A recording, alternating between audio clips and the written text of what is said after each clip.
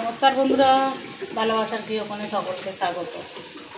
আজকে আবার একটা নতুন ভিডিও নিয়ে এসেছি, খুবই সিম্পল, কিন্তু তোমাদের সঙ্গে মনে হলো শেয়ার করছি। তো দেখো, এই 2 পিস মাছ আর একটু মোরলা মাছ ফ্রিজে 3-4 দিন পড়ে আছে। তো এই মাছগুলো না ফ্রিজে ওইরকম 3-4 দিন হয়ে গেলে একটা কিরম স্বাদ হয়ে যায়। তো সেই জন্য চিন্তা করলাম এগুলো একটু টক করব। তা তোমরা কে কে টক খেতে ভালোবাসো জানিও। দেখো, এই মূলো কুমড়ো সেদ্ধ করে নিয়েছি, এইটা দিয়ে টক করব। দেখো তোমরা, তো কড়াতে 5 ফোড়ন আর লঙ্কা দিয়ে দিয়েছি। এইবার এইগুলো একটু ভেজে নেব, মূলো আর কুমড়োটা একটু ভেজে নেব।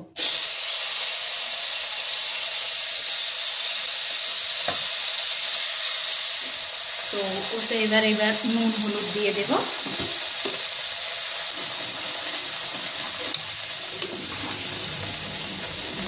এটা ভাজা হয়ে গেছে, অল্প ভাজা তো।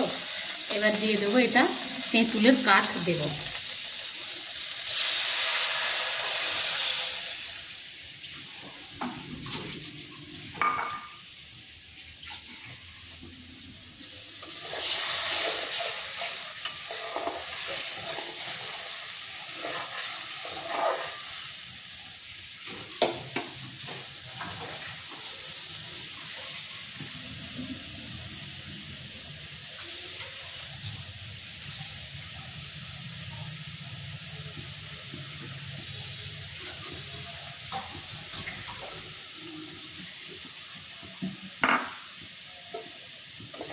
মাছটা দিয়ে দেবো, আর ওতে মিষ্টি দেবো, গুড় দেবো, তেঁতুলের টক, আমি গুড় দেবো।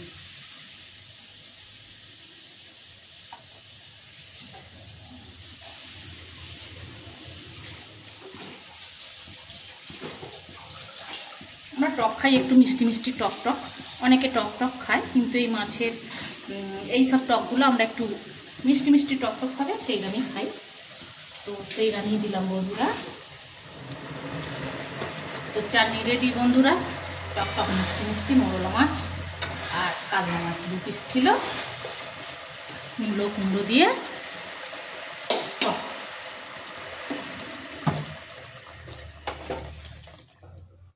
এই দেখো আমার টক রেডি। শেষ পাতে এই টকটা খেতে কিন্তু হেভি লাগে। জানি না তোমাদের কীরকম লাগে, তো ভালো লাগলে জানিও। টাটা বন্ধুরা, এখন আসি। তোমরা ভালো থেকো, সুস্থ থেকো, দেখা হবে আবার পরের ভিডিওয়ে।